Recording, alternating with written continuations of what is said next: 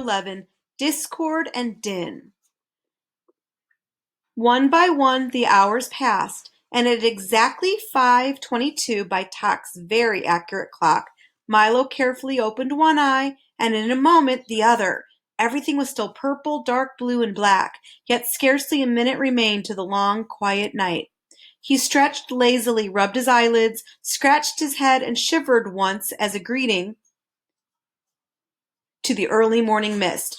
"I must wake Chroma for the sunrise," he said softly. Then he suddenly wondered what it would be like to lead the orchestra and to color the whole world himself.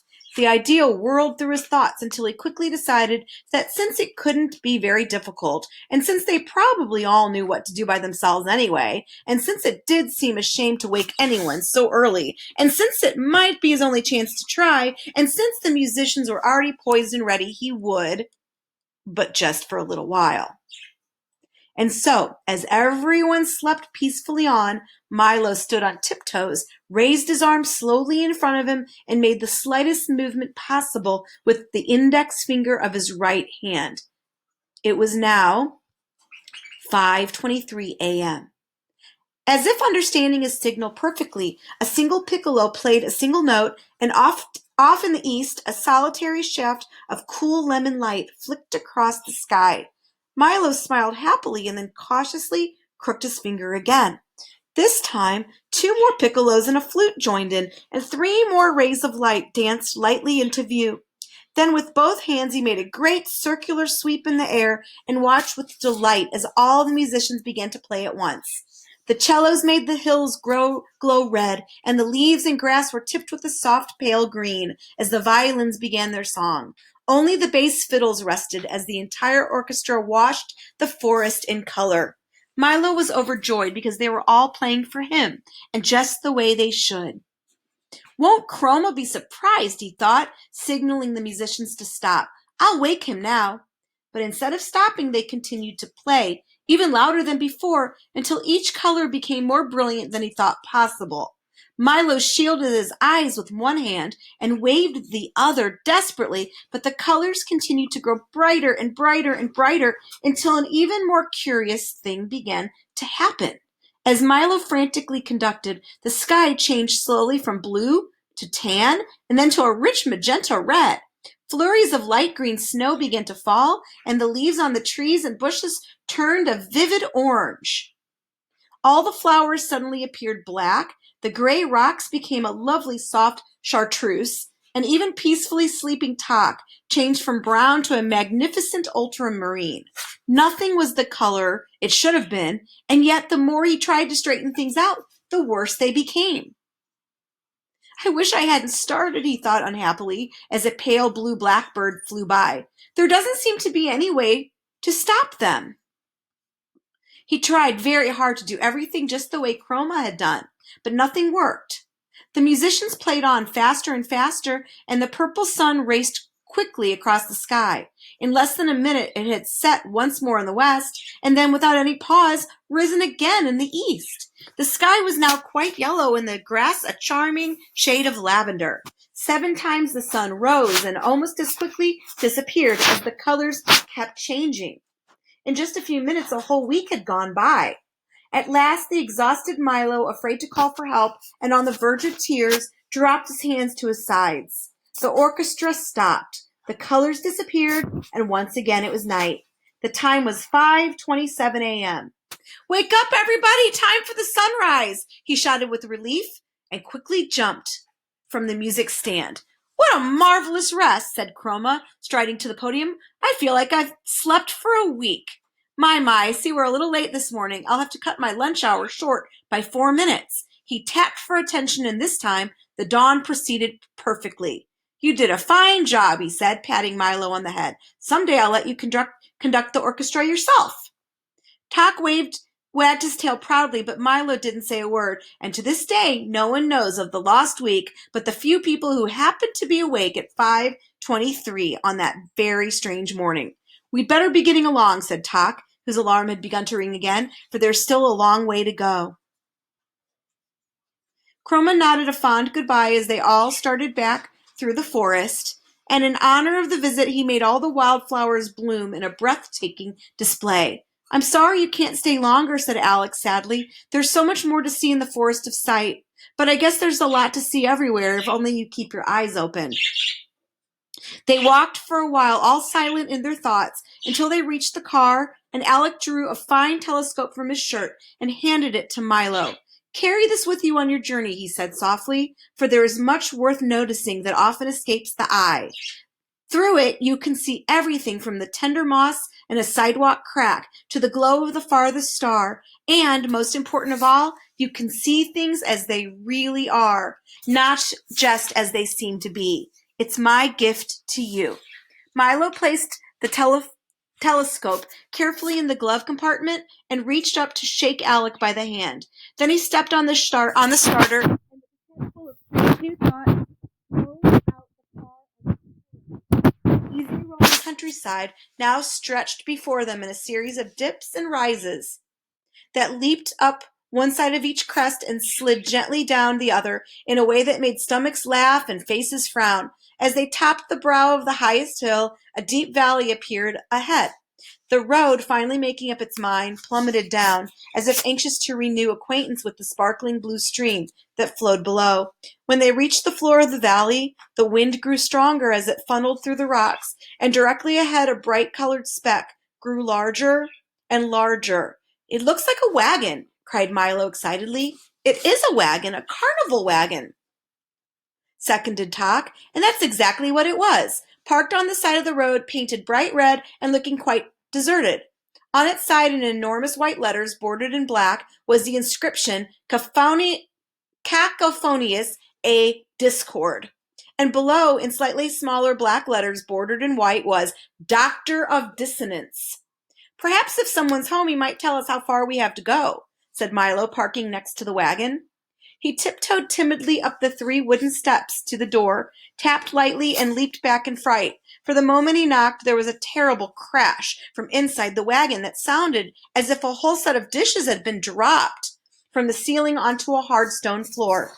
At the same time, the door flew open, and from the dark interior a hoarse voice inquired, "Have you ever heard a whole set of dishes dropped from the ceiling onto a hard stone floor?" Milo, who had tumbled back off the steps, sat up quickly, while Tock and the humbug rushed from the car to see what had happened. "Well, have you?" insisted the voice, which was so raspy that it made you want to clear your own throat. "Not until just now," replied Milo, getting to his feet. "Ha! I thought not," said the voice happily. "Have you ever heard an ant wearing fur slippers walk across a thick wool carpet?" And before they could answer, he went on in his strange, croaking way. "Well, don't just stand there in the cold. Come in, come in. It's lucky you happened by. None of you looks well." The faint glow of a ceiling lamp dimly illuminated the wagon as they cautiously stepped inside, Tock first, eager to defend against all dangers, Milo next, frightened but curious, and the humbug last, ready at any moment to run for his life. "That's right. Now, let's have a look at you," he said. Very bad, a serious case." The dusty wagon was lined with shelves full of curious boxes and jars of a kind found in old apothecary shops. It looked as though it hadn't been swept out in years. Bits and pieces of equipment lay strewn all over the floor, and at the rear was a heavy wooden table covered with books, bottles, and bric-a-brac. "Have you ever heard a blindfolded octopus unwrap a cellophane-covered bathtub?" he inquired again, as the air was filled with a loud, crinkling, snapping sound. Sitting at the table, busily mixing and measuring, was the man who had invited them in. He was wearing a long white coat with a stethoscope around his neck and a small round mirror attached to his forehead. And the only really noticeable things about him were his tiny mustache and his enormous ears, each of which was fully as large as his head. "Are you a doctor?" asked Milo, trying to feel as well as possible. "I am Cacophonious A. Discord, Doctor of Dissonance," roared the man, and as he spoke, several small explosions and a grinding crash were heard. "What does the A stand for?" stammered the nervous bug, too frightened to move. "As loud as possible!" bellowed the doctor, and 2 screeches and a bump accompanied his response. Now, step a little closer and stick out your tongues. Just as I suspected, he continued, opening a large dusty book and thumbing through the pages. You're suffering from a severe lack of noise. He began to jump around the wagon, snatching bottles from the shelves until he had a large assortment in various colors and sizes collected at one end of the table. All were neatly labeled. Loud cries, soft cries, bangs, bongs, smashes, crashes, swishes, swooshes, snaps and crackles, whistles and gongs, squeaks, squawks, and miscellaneous uproar. After pouring a little of each into a large glass beaker, he stirred the mixture thoroughly with a wooden spoon, watching intently as it smoked and steamed and boiled and bubbled. Be ready in a minute, he explained, rubbing his hands. Milo had never seen such an unpleasant-looking medicine and was not at all anxious to try any. Just what kind of a doctor are you? He asked suspiciously. Well, you might say I'm a specialist, said the doctor. I specialize in noise. All kinds, from the loudest to the softest, and from the slightly annoying to the terribly unpleasant. For instance, have you ever heard a square-wheeled steamroller ride over a street full of hard-boiled eggs? He asked, and as he did, all that could be heard were loud, crunching sounds. But who would want all those terrible noises? Asked Milo, holding his ears. Everybody does, said the surprised doctor. They're very popular today. Well, I'm kept so busy I can hardly fill the orders for noise pills, racket lotion, clamor solve, and hubbub tonic. That's all people seem to want these days. He stirred the beaker of liquid a few more times and then, as the steam cleared, continued. Business wasn't always so good. Years ago, everyone wanted pleasant sounds. And except for a few orders during wars and earthquakes, things were very bad. But then the big cities were built, and there was a great need for honking horns, screeching trains, clanging bells, deafening shrieks, piercing shrieks, gurgling drains, and all the rest of those wonderfully unpleasant sounds we use so much of today. Without them, people would be very unhappy, so I make sure that they get as much as they want. Why, if you take a little of my medicine every day, you'll never have to hear a beautiful sound again. Here, try some.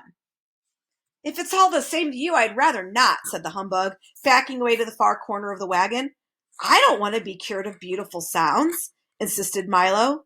Besides, growled Doc, who decided that he didn't much like Dr. Discord, there is no such illness as lack of noise. Of course not, replied the doctor, pouring himself a small glass of the liquid. That's what makes it so difficult to cure. I only treat illnesses that don't exist. That way, if I can't cure them, there's no harm done. That's just one of the precautions of the trade, he concluded. And seeing that no one was about to take his medicine, he again reached towards the shelf, removed a dark amber bottle, dusted it carefully, and placed it on the table in front of him. Very well, if you want to go all through life suffering from a noise deficiency, I'll give it all to the din for his lunch, he said, and he uncorked the bottle with a hollow-sounding pop. For a moment, everything was quiet as Milo, Tock, and the humbug looked intently at the bottle, wondering what Dr. Discord would do next. Then, very faintly at first, they heard a low rumbling that sounded miles away. It grew louder and louder and louder and closer and closer and closer until it became a deafening, ear-splitting roar that seemed to be coming from inside the tiny bottle. Then, from the bottle, a thick bluish smog spiraled to the ceiling, spread out, and gradually assumed the shape of a thick bluish smog, with hands, feet, bright yellow eyes, and a large, frowning mouth. As soon as the smog had gotten completely out of the bottle, it grasped the beaker of liquid, tilted back what would have been his head if it really had one, and drank it all in 3 gulps. Ah, that was good, master, he bellowed, shaking the whole wagon. I thought you'd never let me out. Terribly cramped in there. This is my assistant, the awful Din, said Dr. Discord. You must forgive his appearance, for he really doesn't have any. You see, he is an orphan whom I raised myself without benefit of governess or any other assistance for— No nurse is good nurse, interrupted the Din. doubling up with laughter, if you can imagine a thick bluish smog doubling up with laughter. For I found him, continued the doctor, ignoring this outburst, living alone and unwanted in an abandoned soda bottle, without family or relatives. No nieces, good niece, roared the din again with a laugh that sounded like several sirens going off at once, and he slapped it where his knee should have been. And I brought him here, continued the exasperated Discord, where, despite his lack of shape or features, I trained. No noses, good nose, thundered the din, once again as he collapsed in another fit of hysterics and clutched his sides. I trained him as my assistant in the business of concocting and dispensing noise, finished the doctor, mopping his brow with a handkerchief. No noise is good noise, exclaimed the humbug, happily, trying to catch the spirit of things. That's not funny at all, sobbed the din, who went into a corner and sulked. What is a din? Asked Milo, when he had recovered from the shock of seeing him appear. You mean you've never met the awful din before? Said Dr. Discord in a surprised tone. Why, I thought everyone had. When you're playing in your room and making a great amount of noise, what do they tell you to stop? That awful din, admitted Milo. When the neighbors are playing their radio too loud, late at night, what do you wish they'd turn down? That awful din, answered Tock. When the street on your block is being repaired and the pneumatic drills are working all day, what does everyone complain of? The dreadful row, volunteered the humbug brightly. The dreadful row, cried the anguished din, was my grandfather. He perished in the great silence epidemic of 1712. Milo felt so sorry for the unhappy din that he gave him his handkerchief, which was immediately covered in bluish, smoggy tears. Thank you, groaned the din. That's very kind, but I certainly can't understand why you don't like noise, he said. Why, I heard an explosion last week that was so lovely I cried for 2 days. The very thought of it upset him so much that he began to sob all over again in a way that sounded almost exactly like a handful of fingernails being scratched across a mile-long blackboard. He buried his head in the doctor's lap. He's very sensitive, isn't he? Asked Milo, trying to comfort the emotional din. It's true, agreed Dr. Discord, but he's right, for noise is the most valuable thing in the world. King Azaz says words are, said Milo. Nonsense, the doctor roared. Why, when a baby wants food, how does he ask? He screams, answered the din, looking up happily. And when an automobile wants gas, it chokes, he shouted again, jumping for joy. When a river wants water, what does it do? It creaks, bellowed the din as he collapsed into a fit of uncontrolled laughter. And what happens when a new day begins? It breaks, he gasped joyfully from the floor, a look of utter bliss covering his face. You see how simple it is, the doctor said to Milo, who didn't see it all. And then turning to the tear-stained, smiling din, he remarked, Isn't it time for you to go? Where to? Asked Milo. Perhaps we're going the same way. I think not, the din replied, picking up an armful of empty sacks from the table. For I'm going on my noise collection rounds. You see, once a day I travel through the kingdom and collect all the wonderfully horrible and beautifully unpleasant noises that have been made, pack them into my sacks, and bring them back here for the doctor to make his medicines from. And a good job he does, said Dr. Discord, pounding his fist on the table. So wherever the noise is, that's where you'll find me, said the din with an appreciative smile. And I must hurry along, for I understand that today there's to be a screech, several loud scratches, and a bit of pandemonium. And in which direction are you going? Asked the doctor, mixing another brew. To Digitopolis, replied Milo. How unfortunate, he said, as the din shuffled towards the door. How very unfortunate. For then you must pass through the Valley of Sound. Is that bad? Asked the perpetually worried humbug. The din paused in the doorway with a look of extreme horror on his almost featureless face, and the doctor shuddered in a way that sounded very much like a fast-moving freight train being derailed into a mountain of custard. Well, you might ask, for you will soon find out. You will find out soon enough, was all he would say, as he sadly bade them farewell, and the din galloped off on his rounds.